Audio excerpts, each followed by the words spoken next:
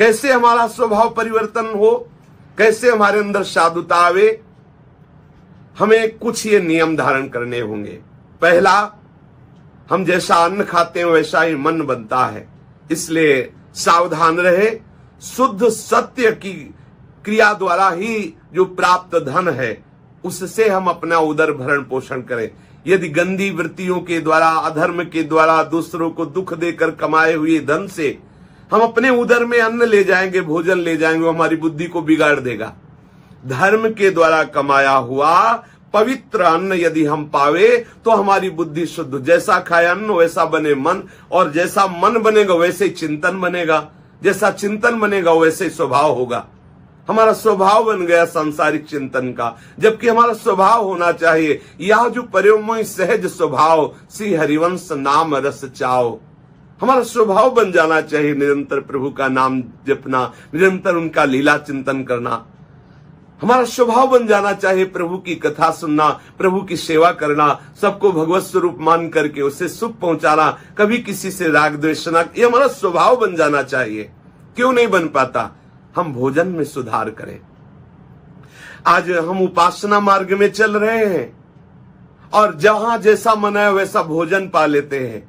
अब आप विचार करो, उन गंदे विचारधारा वाले लोगों ने जो भोजन बनाया, या गंदे विचारधारा वाले लोगों के द्वारा जो बनाए हुए भोज्य पदार्थ बाजारों में बिकते हैं, हम उनको पाएंगे, हमारे अंदर तमोगुण रजोगुण बढ़ेगा, हम साधना कर पाएंगे, हमारी उपासना हो पाएगी। इसीलिए तो निरंतर भजन नहीं, भले हम भूखे रहे, 2 दिन भूखे रह जाए, लेकिन जहां पवित्र अन्न मिले तभी पावें। तो आप देखो, आपका मन ठीक रहेगा, आपकी बुद्धि निरंतर भजन, पवित्र अन्न का बहुत बड़ा महत्व। इसलिए सबसे प्रार्थना है बोले बस अब क्या बनाने में बड़ी परेशानी है, बोले बाजार से ले आओ, डबल रोटी ले आओ, ऐसे ऐसे। देखो, ये संसार में जो लगे हुए प्राणी हम उनसे नहीं कहते, लेकिन आप वैष्णव है, आप शरणागत है, आप भगवत प्राप्ति करना चाहते हैं, अब वो अपवित्र दशा में बनाए गए, रांधे गए अन्न को यदि आप पाएंगे तो आपकी बुद्धि अपवित्र हो जाएगी। आप सावधान रहें। पवित्र कमाई को पवित्र भाव से बना करके प्रभु को भोग लगा करके पाइए। पहली बात, आप भोजन सुधारिए। दूसरी बात, आप वाणी सुधारिए। आप व्यर्थ की बातें करेंगे, निंदा करेंगे, आप दूसरे की चुगली करेंगे, दूसरे के दोष वर्णन करेंगे, आप वाणी से भजन कर पाएंगे, भगवत लीला का गायन कर पाएंगे? नहीं। इसलिए आप अपनी वाणी सुधारिए। तीसरी बात, सबको यथा योग्य सेवा करें, परंतु किसी से कुछ प्राप्त करने की भावना न करें। किसी की सेवा करें वो कभी हमारे काम आएगा ऐसा नहीं। किसी की भी सेवा करे तो उसका फल ये मांगे कि मेरे प्रभु सबके हृदय में जो विराजमान है वो प्रसन्न हो और सबको सुख पहुंचाने की हमारी भावना दृढ़ हो, और इस सेवा में कहीं अहंकार ना हो कि मैं किसी की सेवा करता हूं। सेवक को सबसे बड़ी सावधानी रखनी है कि सबकी सेवा करनी, पर सेवा करते हुए निराभिमान रहना है, अभिमान नहीं आने देना है। चौथी बात, अपने में श्रेष्ठ भाव नहीं आने देना है कि मैं बहुत विद्वान हूं, मैं बहुत साधक हूं, मैं बहुत गुणवान हूं, मैं बहुत भजनानंदी हूं, मैं बहुत बड़ा भक्त हूं।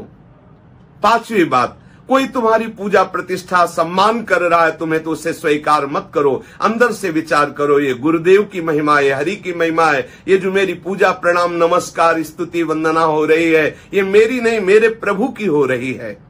छठी बात, कभी किसी से तर्क वितर्क मत करो, कभी वाद विवाद करके किसी पर विजय प्राप्त करने की बात मत सोचो, कभी खंडन मंडन के चक्कर में मत पड़ो, नहीं तो आप साधु स्वभाव धारण नहीं कर पाएंगे।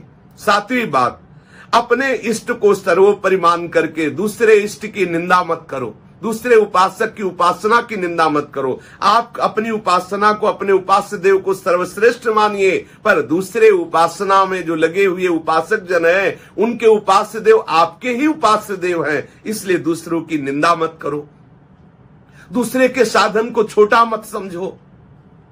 आठवीं बात, शरीर से, इंद्री से, मन से, बुद्धि से सदैव सदैव अपने आराध्य देव को प्रसन्न करने की चेष्टा करो। अनुकूलस्य, आराध्य देव के अनुकूल होना, प्रतिकूलस्य वर्जनम। श्री कृष्ण अनुकूलेन प्रतिकूलस्य वर्जनम। प्रतिकूल आचरणों का त्याग करो। शरीर से, इंद्रियों से, मन से, बुद्धि से अपने आराध्य देव के अनुकूल चलो। नवीं बात, सदैव सर्वत्र अपने इष्ट का दर्शन करने का अभ्यास करते रहो तो आपका स्वभाव साधु स्वभाव हो जाएगा।